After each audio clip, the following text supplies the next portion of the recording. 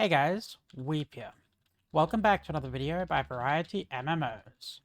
So today we're here to ask the question, should you play solo or perhaps better known as Sword of Legends Online? So I am here to tell you that Sword of Legends Online is actually a pretty good MMO. Openly admit the theme isn't up my alley, however the game itself is pretty good. So the game has been out in China for a couple of years, meaning that it has a lot of content that isn't quite getting staggered like most MMOs do. If you've ever played an MMO that's come from Korea or China, they would usually stagger the game so the content would take a year or two to catch up to them. However, the content developers are bringing out raids and higher end dungeons and content within weeks after launch rather than months. Even up till now, the game is at a really good spot. It has a lot of different content, including dailies, or bosses, like as you can see we're doing right now. There is many dungeons to do. There is many events, fishing, card making. There is crafting. There's big house stuff. There is so much in the game to offer that, quite frankly, I don't even know where to start. Some of the really cool things I've noticed in Sword of Legends is that, unlike other games, currently there is no RNG system. What I mean by this is that when you play most games, they'll have some kind of upgrading system that will require you to upgrade a piece of equipment, and it'll have a 20% chance to upgrade it. And if it fails, your armor will break or downgrade. Sword of Legends doesn't have any kind of system like that. It's almost like it goes to the point that it tries to take RNG out of it. Even when you're farming dungeons for gear, at least the leveling dungeons, when you do them, let's say, for example, you farm a dungeon and you're trying to get full purple. If you keep farming that dungeon, it won't give you the same purples again and again. Instead, it'll always give you the items you don't yet have until you have the full set of purple. This is especially true when it comes to the level 24 dungeon, and which is why many people spam it so they can get gear to finish the leveling up. So while these guys are finishing up the world boss, because it takes a long time, let's just have a glance at some of the other things that are available currently in the beta 2, even ahead of raids. So if you open up your cultivation menu, we have in here, we have all our tutorials and stuff like that. There's actually quite a lot of content in here. Probably takes 20 or 30 hours, depending on how quick you are to level up. And you have a lot of stuff to do in between. You have your PvP, so you have your battlegrounds and your arenas and other stuff like that.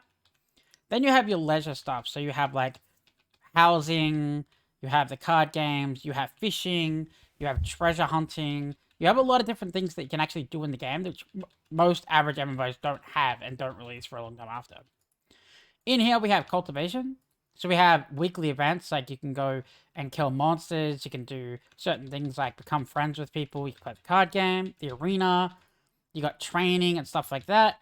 And this is all just daily stuff. And then you have all the weeklies. So you have like weekly bosses like we're fighting right here. Then you have hunting quests, as you can see around the map. Then you have the production list. So this is when things are happening. So you can get an idea of when you got to do certain things, what time, and what they'll give you. It's actually a really good, honestly, in-depth guide to when you're looking for certain ingredients throughout the game. And there's no RNG. If you go there and you do the event, you know you're going to get these items. There's no, maybe get it. So it's actually really good. And then you have the events calendar that has all the stuff in here. So housing, award bosses, no RNG. Like, that is actually crazy. Most MMOs that I play have some kind of RNG factor to it. So like upgrading, things like that. And it's really painful. So I am honestly really stoked that this game does not have anything like that. And I just died again, but let's use another goal. So I have noticed that the game is going to be quite grindy. If you do like a grind fest where you do a couple of dungeons per day and then your weeklies and stuff like that, it's absolutely for you.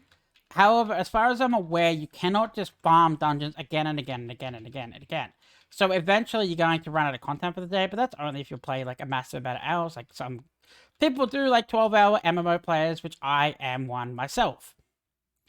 Overall, I think that solo is a great game to play, and while we're only in beta, there is still some content missing like raids, but even in the beta, you can already access 10-man content, which is honestly a lot more enjoyable than average 4-man content. Like, doing 10-man dungeons is so much more enjoyable than just the average 1 tank, 2 to 3 DPS, and 1 healer, like in most other games. Solo does have the holy trinity of the tank, healer, and DPS. However, if you open up your skill menu, most classes, or actually every class, has the ability to change from one skill tree to the other, as long as you're in combat. So, most classes can, like, tank or DPS and heal. So, every single class has 2 different styles that it can actually do. So, for example, if you're having troubles getting into a dungeon, you can easily swap over to another class, like your other preference, and then go in there as a healer or a DPS, depending on whatever your main is. An even better part than that is when I talked about when you farm dungeons and it gives you loot, depending on loot that you don't currently have. The loot that you get actually goes for both of your specs. So if you look at your gear, it has specs for both talents. So if you want to change to your healer tree, that same gear will apply and transform automatically for your healer preference. So it's actually really good. What this means is that you don't have to farm 3 sets of gear. Now, something to keep in mind is that you do have PvP sets in this game, and the PvP sets are fundamentally different. I can't believe that again. They are different than PvE. So the PvP sets will actually have different stats. Like, they will have stats like to prevent knockback, stuns, stuff like that. Stuff that will actually help you in a duel or in an arena. And while the PvP stuff, it doesn't have any of those stats. Instead, it has other stats like more haste, more magic damage, stuff like that you'd actually use in PvE. So in solo, you'd be farming 2 sets. You'd be farming your PvE set, which goes across both your masteries, and you would be farming your PvP set if PvP is what you want to do. So overall, there's a lot of content to play. I realize a lot of people like to join an MMO for a couple of weeks, and then they like to leave because there's not enough content. But from what I've seen, especially the housing and the other really in-depth systems, I would really give solo a good month try. Unlike other MMOs that kind of stall the content out way too long and have people leave, I think solo has enough content to keep people entertained and enough things to do until the raids come out. And I definitely think it's a game that everybody should try out, even if the Chinese theme isn't naturally your thing. Anyway, that covers everything that I want to discuss about solo. Basically, my recommendation is that it's a good game. The combat's great. It's got a lot of things to do. Everything is good, a-okay.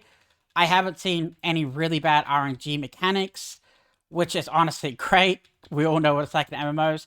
So I would give solo definitely a green light to have a shot if you're a general MMO lover in general. Alright, that covers everything for today's video. Thanks for watching, guys. Peace.